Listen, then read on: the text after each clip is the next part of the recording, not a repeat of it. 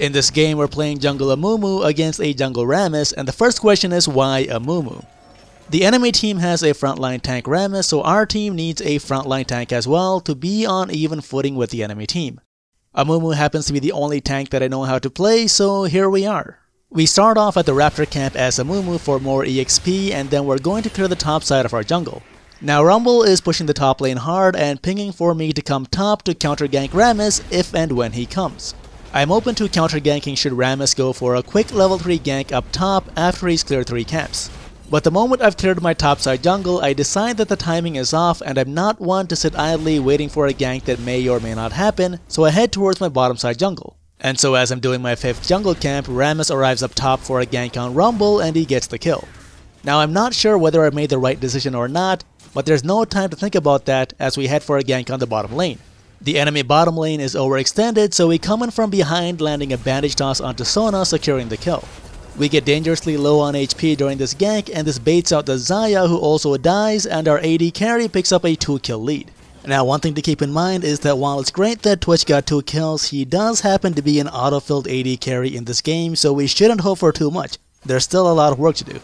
We recall the base, buy some items, and resume jungling from the bottom side of the map. We start at Krugs and work our way towards the top side, clearing every camp along the way. We start heading up top for a gank on Kled, but Rumble warns us that the river may be warded and Kled might see us coming. So to get better positioning on this gank, we head back towards the blast cone, ward inside the river brush to see if it's a control ward, then take our chances with the blast cone to get into a better position. This approach pays off and we catch Kled from behind. We hit level 6 during the gank, activating our ultimate, and Rumble picks up the kill. Hopefully Rumble forgives us for what happened earlier. The enemy Rammus is no slouch. Seeing us topside, he chooses this moment to do a lane gank on the bottom lane, and the enemy team gets a kill on Rakan. Unfortunately, our auto-filled AD carry does not realize when he's in danger, and he sticks around in the bottom lane too long until Rammus dives him as well, and the enemy team picks up another kill, and then the red team takes our bottom turret. Overall, this was a great play by Rammus in response to our gank in the top lane. We get flamed by our bottom lane for not defending the turret 1 versus 3, but we ignore it and keep on jungling. As we're doing the red buff, we keep an eye on mid where Victor and Sona are in a standoff against Rakan and Orianna. The moment Sona leaves, Rakan goes in for an engage and secures a kill on Victor. Sona comes in too late to help him, then tries to escape from our team. As we have been watching this, we go from the red buff straight into the river to intercept Sona and kill her. We just took down the enemy AP carry and support, which means the enemy team has very little crowd control to work with for the next immediate fight. This is a great time to take dragon, so if we go for the drag, knowing that the enemy team is unlikely to contest it without the CC that they would need from Victor and Sona to make this a worthwhile fight. We drive off Kled from the bottom lane, then head back towards mid. Now we're about to use a strategy from the very first video I released on how to gank successfully, so if you missed it, you might want to go check it out. The highest probability of a successful gank is in the lane where an opponent just died, just as they come back to lane and encounter your ally. Their guard will be down during this brief moment, so that is our window of opportunity to gank. Victor died earlier during Rakan's engage at mid, so there will be a window of opportunity to catch Victor again just as he encounters Orianna in lane. Seeing Orianna head towards mid, we start clearing the Raptor camp, waiting for our moment to strike. The moment Victor meets Orianna in lane, we flash over the wall, land a bandage toss onto Victor, and this turns into a kill for Orianna. In the meantime, in the bottom lane, Kled kills our poor auto-filled AD carry who has been abandoned by his support. Seeing Kled in the bottom lane, we head towards bottom with Orianna and Rakan to take down Kled for a free kill. Orianna misses her ultimate, but luckily we have power in numbers and Kled doesn't put up much of a fight as he goes down. Afterwards, we pick up the Krugs and head back towards base. Now it is great that we have a slight lead, but we need to start getting turrets if we're serious about winning this game.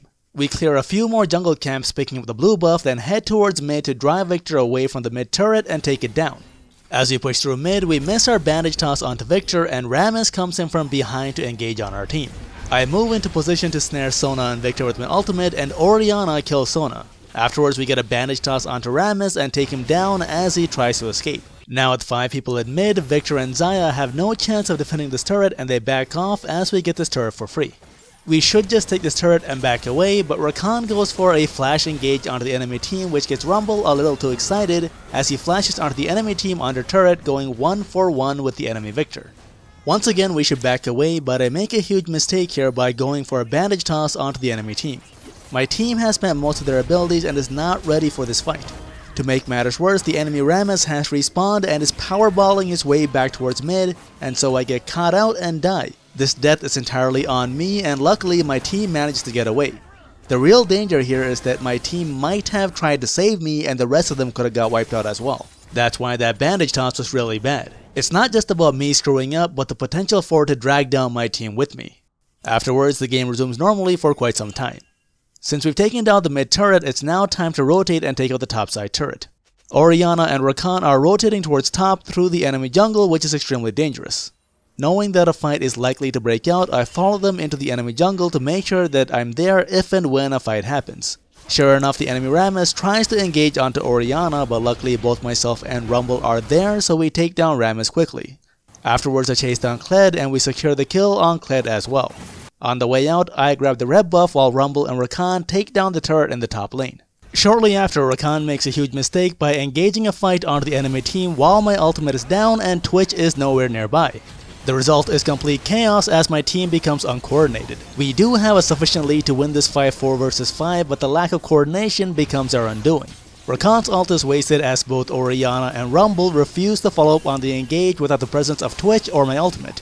The enemy team takes me down and Kled teleports in to engage on the rest of my team with his ultimate. Rumble and Orianna throw down their ultimates in vain as it's too late for it to have any effect, and Twitch comes in at the end a little too late and our team gets wiped out. This produces a massive gold spike for the enemy team and could be the break that they need to come back into the game. After we get wiped out, the enemy team takes the Mountain Dragon for free as that is the easiest objective for them to take. It's a slight setback, but no worries, we can still win with our lead. Coming out of base, we're going to go grab the Raptor camp, then head off to the blue buff to hand it off to Orianna. Now that all of our ultimates are up and we're grouped as 5, we're going to make a push for the second mid turret.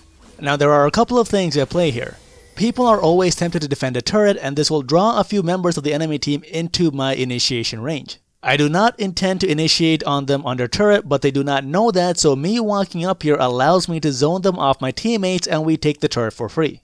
The moment the turret goes down, I initiate onto the enemy team, snaring Victor and Sona in my ultimate, and both of them get killed quickly. In the meantime, Rammus tried to engage on our team from behind, but this is a futile effort as he's cut off from the rest of his team and he goes down as well. Ultimately, we kill 4 members of the enemy team, take out a base turret, and retreat as quickly as we can. On our way out of the enemy base, the enemy team tries to chase us down, but some of them are faster than others. They make the mistake of coming after us one at a time, and we take them down easily despite being low on HP. After recalling to base, we're going to head up the mid lane to take out the mid inhibitor. I do not plan on engaging without knowing where everyone on the enemy team is, and the moment I see Kled in the bottom lane, I know it's time to build a quick numbers advantage. I flash ult onto the enemy Sona and Rammus and we kill both of them quickly. This allows us to push 5 versus 3 and we take an inhibitor and a Nexus turret for free. We should have retreated after taking the Nexus turret, but we overstayed our welcome, and this allows the respawning Rammus to engage on our team and everyone on our team gets wiped out for overstaying. This happened because we did not properly keep track of the enemy death timers as we continued this push. The enemy team gets a free Baron off this mistake that we made. Once again, the enemy team is getting a gold spike that helps them get back into the game, and our lead has eroded away as the gold is now even between both teams. With the enemy team empowered by Baron, we now need to play defensively. As we come out of base, the dragon respawns. My team is eager to contest the dragon, but Rumble is topside and I do not want to fight a Baron empowered team 4 versus 5, so I retreat from the dragon pit, telling my team to give it up. With no smite available, my team decides to let the dragon go and we avoid a fight that could cost us the game. We don't want the enemy team to charge at us grouped up with Baron, so we try to create a diversion by taking down the turret in the bottom lane. However, they do not take the bait and push down mid, which draws us back to defend mid. On our way back towards mid, the enemy Kled tries to find a path to engage onto Orianna, but we manage to fend him off. Afterwards, we're going to push up mid grouped as 5 with the help of our super minions. As we push mid, the enemy Rammus comes in from behind and engages on our Twitch and kills him. The only problem is that Twitch is the weakest member of our team, and this allows us to lock down and kill Sona, Xayah, and Rammus while Victor and Kled are unable to help. Once again, with our 5 versus 3 numbers advantage, we push into the enemy base. This time, as we push through, we need to take the last Nexus turret. I bandage toss onto Kled to drive him away from the turret, and Rumble takes this opportunity to dive in and get the kill on Kled, though he almost gets himself killed by the turret in return. As I had intended, Orianna is chipping away at the turret while I'm trying to keep the enemy team busy. It looks like Victor and Sona will drive Orianna off the turret, so I engage back in to draw focus fire, throwing my life away, and this allows Orianna to get the last Nexus turret. Afterwards, we make a hasty retreat without overstaying and recall the base. Now we plan on rotating towards the bottom side of the map to finish off the enemy team, but we notice that the mid inhibitor has respawned, so we choose to rotate mid once more. At this time, Kled makes a suicidal dive onto our team, and with the help of Rammus, he kills Twitch. Once again, the auto-filled AD carry is the weakest member of our team, and this poorly directed focus fire allows my team to kill Sona, Victor, and Kled. Once those three are down, it's very easy to deal with Xayah and Rammus. We start by taking the inhibitor and then go for the Nexus, and Xayah and Rammus are powerless to stop us. The one key mistake that the enemy team made this game was focusing down our auto-filled AD carry in the last two major teamfights. The major source of my team's damage was from the experienced Rumble and Orianna. A quick lookup on this matchup at the start of the game would have revealed to them that our auto-filled Twitch had no experience on AD carries whatsoever, and they could have easily deduced that the priority targets on our team should have been the Rumble and Orianna. The enemy team's best odds of success lied in focusing Rumble and Orianna, but failing to do so is why they lost this game.